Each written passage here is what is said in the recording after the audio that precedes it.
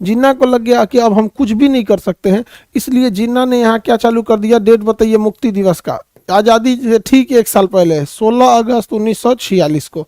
इतने भीषण दंगे फसाद हो गए कि अब भारतीयों ने भी कहने लगे कि ठीक है भाई, कांग्रेस अगर मुस्लिम जिन्ना को अलग देश चाहिए तो जाए।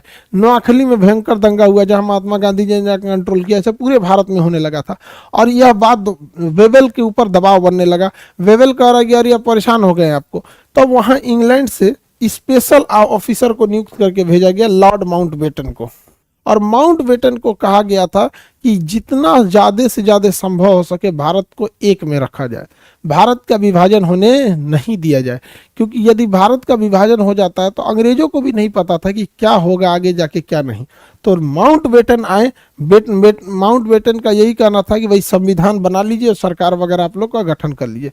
इस अंतरिम सरकार में प्रधानमंत्री के पद पर थे जवाहरलाल नेहरू। अंतरिम सरकार में पीएम के पद पर कौन थे? नेहरू थे।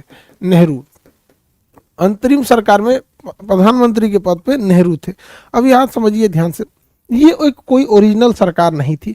ओरिजिनल सरकार का जब चुनाव हुआ था तो वो चुनाव चालू हुआ था 1951 में, वो चुनाव खत्म हुआ था 1952 में, क्योंकि उस समय ईवीएम मशीन देश उतना डेवलप नहीं था।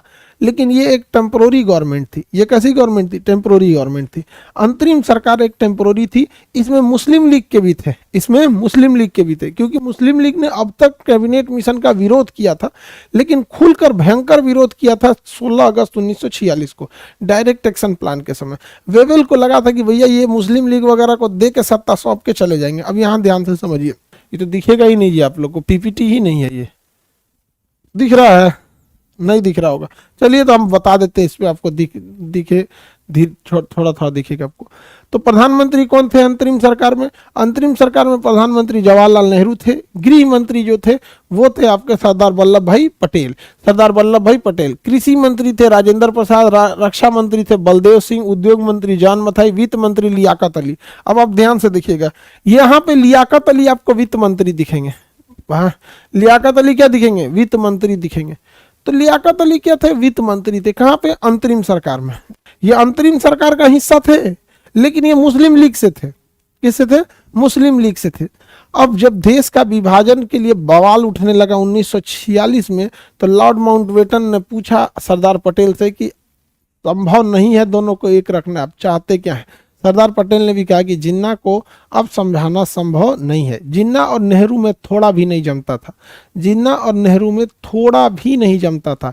नेहरू एक अलग विचारधारा के, जिन्ना एक अलग विचारधारा के। जिन्ना एक सीनियर वकील, उम्र में और हर चीज में नेहरू जो थे उससे जूनियर थे। तो जिन्ना को ये बात पसंद नहीं थी कि किसी जूनियर के अंडर में वो रहे, इसलिए जिन्ना इस मंत्री परिषद में शामिल नहीं हुआ, अंतरिम सरकार में शामिल नहीं हुआ था।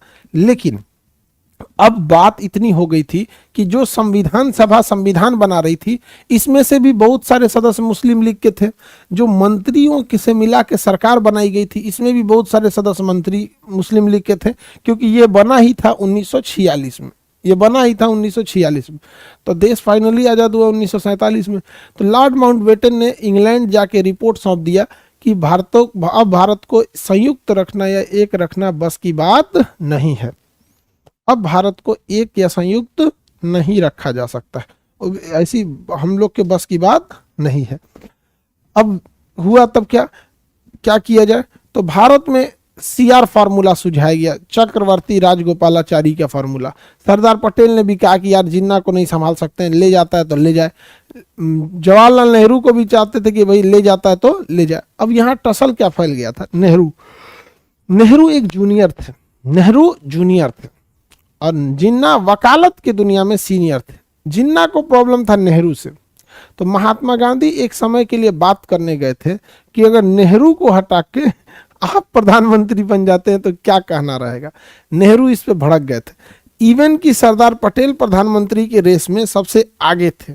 सरदार पटेल इस देश में प्रधानमंत्री के पे सबसे आगे थे। लेकिन याद रखिएगा, वो सरकार या चुनाव द्वारा नहीं था, अंतरिम सरकार थी जिसको कोई वैल्यू नहीं है। अंतरिम सरकार ने कुछ भी काम नहीं किया, लेकिन सरदार पटेल को पीएम के लिए रखा गया था। लेकिन महात्मा गांधी जो थे वो सरदार पटेल को कन्विंस किए कि आप न रह के नेहरू को रहने दीजिएगा, नेहरू को रहने दीजिए। जिसके मोटा मोटी दो रीजन समझिए।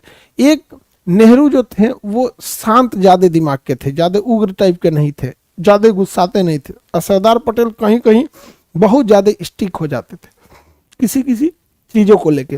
तो गांधी जी को ये डर था कि अगर देश का पहला ही प्रधानमंत्री इतना भयानक हो जाएगा तो ऐसा ना हो कि देश आजाद होते हुए युद्ध लड़ना पड़ जाए। हालांकि लड़ना पड़ ही गया था पाकिस्तान से, 48 में युद्ध हो गया। दूसरा रीजन, सरदार पटेल की आयु उस समय ठीक ठाक थी और उन्हें बीमारी भी थी, तो ऐसा लगता नहीं था कि एक लंबे समय तक चल पाएंगे, और नहीं भी चल पाए। 1950 में उनकी मृत्यु हो गई, 1950 में मृत्यु हो गई। तो गांधी ये नहीं चाहते थे कि जब देश आज़ाद हो तो एक ऐसा प्रधानमंत्री मिले जिसका स्वास्थ्य या फिर तो एक थोड़ा सा सब ले लेके, लेकिन फिर भी सबके बाद में पॉलिटिक्स था। नेहरू के फेवर में पॉलिटिक्स था क्योंकि एक वो रसूखदार फैमिली से आते थे, बैकग्राउंड ठीक ठाक था। सरदार पटेल के साथ इंटरनल पॉलिटिक्स अलग हो गई थी, तो ये तो चल रहा था इंटरनल पॉलिटिक्स में। उधर जिन्ना कह रहा है कि भैया तुम पटेल और नेहरू में पटेल योग्य है लेकिन फिर भी तुम नेहरू को बना रहे हो, हम नहीं रह सकते हैं। तब ये हुआ, लॉर्ड माउंटबेटन ने कहा तब हम जाते हैं इंग्लैंड और वहाँ से डिसीजन लेके आते हैं। तो इंग्लैंड से माउंटबेटन ने लाया और उसको नाम हुआ माउंटबेटन प्लान। क्या हुआ? Mountbatten plan. Mountbatten plan England से लाया गया था जिसका नाम था बाल्कन प्लान।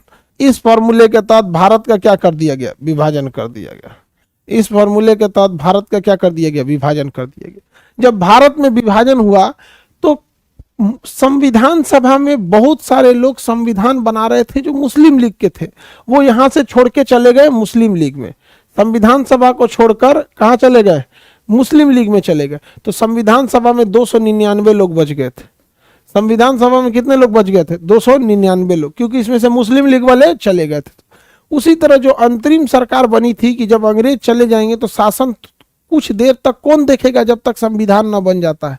तो संविधान न बन जाए उस समय के लिए थे अंतरिम सरकार, इसमें देखेगा कौन? तो इसमें से भी बहुत सारे मंत्री चले गए, जिसमें सबसे मुख्य थे लियाकत अली, वित्त मंत्री लियाकत अली। ये जाके वहां प्रधानमंत्री बन गए।